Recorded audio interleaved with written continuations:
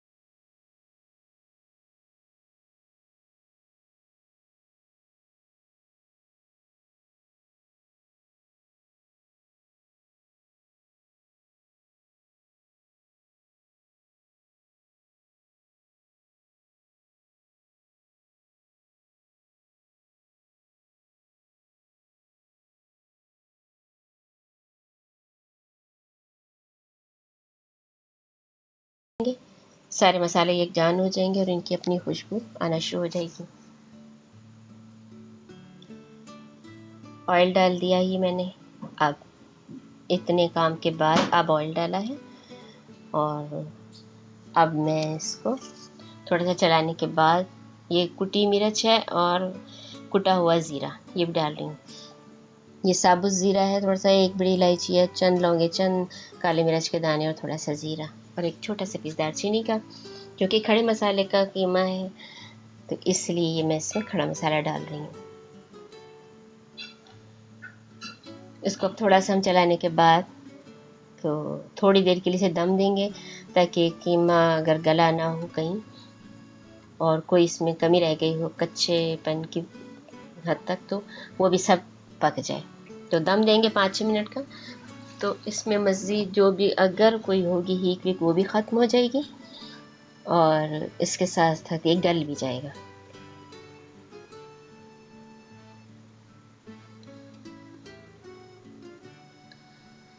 अगर इसी तरह का कीमा आप तवे में बनाएं तो हमेशा कीमा मोटा रखें। ये पैन में भी मोटा कीमा इस्तेमाल किया जा सकता है लेकिन मैं इसको इसी बारीक कीमे में बना रही हूँ। 5-6 मिनट में इंशाल्लाह ये गल जाएगा। ये देखिए 5-6 मिनट गुजर गए और पानी भी खुश्क हो गया है उसका जो भाप के साथ बना और पैन ने ऑयल जो था वो भी छोड़ दिया है और कीमा गल गया है। मैं अभी इसे छू के देखती हूँ। कीमा ये गल गया है और बड़ी अच्छी इसमें से खुशबू आ रही है। ये मैं देखती हूँ छू के तो कीमा जो है ये इसका गल गया। अब बाकी मसाला ज़्यादा शामिल करते हैं, यानी पहले हम टमाटर डालेंगे। 2 टमाटर मैंने इसमें काट के रखे हुए हैं। आप चाहें तो इसमें 2 से ज़्यादा टमाटर भी शामिल कर सकते हैं। ये अंडों के तर्ज पे कटी हुई प्याज है, यानी अंडों के खागीने के तर्ज पे कटी हुई प्याज है। और प्याज मोटी नहीं डालनी बल्कि इसी तरह की डालनी। और ये हरी मिर्चें भी डाल दी। हरी मिर्चें मोटी वाली डालें, बारीक हरी मिर्चें बहुत तेज़ होती हैं। बारीक हरी मिर्च, मोटी हरी मिर्चें ये काट के डाली हैं। और अभी मैं इसमें मेवा जात भी डालूंगी। थोड़ा सा बादाम पिस्ता मैंने काट के रखा हुआ है, किशमिश रखी है तो वो भी शामिल करूँगी। और जब ये बन के तैयार हो जाएगा तो आप इसको रोटी से भी खा सकते हैं, नान से भी आपको बहुत मज़ा देगा, ये कीमा पराठे के साथ भी बहुत अच्छा लगेगा, और आप जिस तरह आलू के पराठे बनाते हैं या दूसरी सब्जियों के, सेम उस तरह से कीमा भर के भी आप पराठे इसके बनाएं, बहुत बेहतरीन बनेंगे। और सैंडविच भी इसके बड़े अच्छे बन सकते हैं। बिल्कुल भुना हुआ कीमा है और इतनी क्विक रेसिपी है कि आप दूसरे चूल्हे पे दूसरे काम करते रहें और इजीली आप इसको दूसरे चूल्हे पे बना सकते हैं। इस तरह से ये मैं इसलिए कर रही हूँ कि अगर कोई बहुत मोटा टमाटर का पीस हो तो वो टूट जाए। अब अगरचे इसको हमें यहाँ टमाटर मैश करने की ज़रूरत नहीं है। टमाटर हो, प्याज हो, हरी मिर्च हमने डाल ली है, दीगर मसाले, सब खड़े मसाले इसमें अच्छे लगेंगे।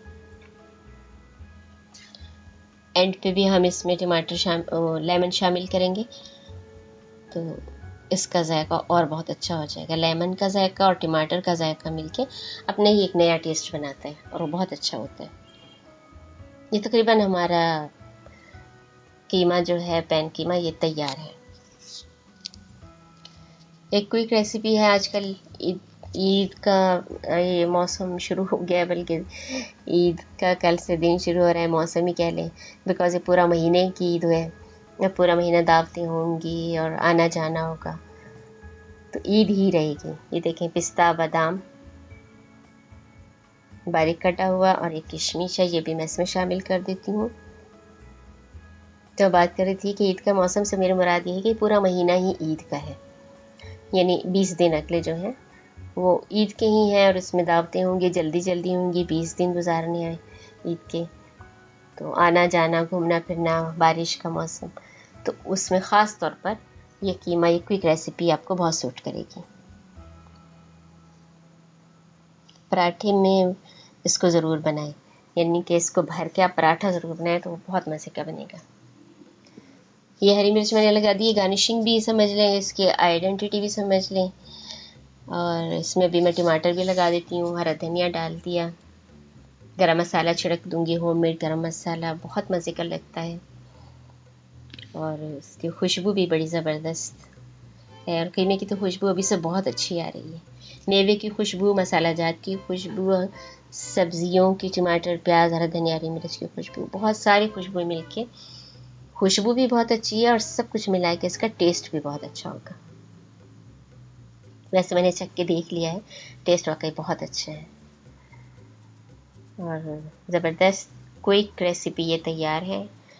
आप इसको मुकम्मल सालन के तौर पे भी इस्तेमाल कर सकते हैं, बना सकते हैं, और एक साइड रेसिपी के तौर पे, साइड सालन के तौर पे भी इसको इस्तेमाल कर सकते हैं। साइड डिश हो जाती है आपकी ये। ईद के दौरान इसको ज़रूर बनाइएगा, अपने लिए भी, नाश्ते पर भी, घर वालों के लिए, मेहमानों के लिए, कहीं जाएं आप सैर व तफरीह के लिए, पिकनिक के लिए, तो वहाँ पर भी आप इसको बना के ले जा सकती हैं। अल्लाह ताला आपकी ये ईद बहुत अच्छी गुजारे और आप ऐसी हज़ारों खुशियों भरी ईदें देखें और कुर्बानी के इस फ़लसफ़े के साथ कि हमें भी अपने दीन के लिए हमेशा हर कुर्बानी देने के लिए, मुल्क के लिए हर कुर्बानी देने के लिए हमेशा तैयार रहना चाहिए। आप सबको बहुत बहुत ईद मुबारक हो, ढेरों दुआओं के साथ। खुश रखें, खुश रहें। अल्लाह हाफ़िज़।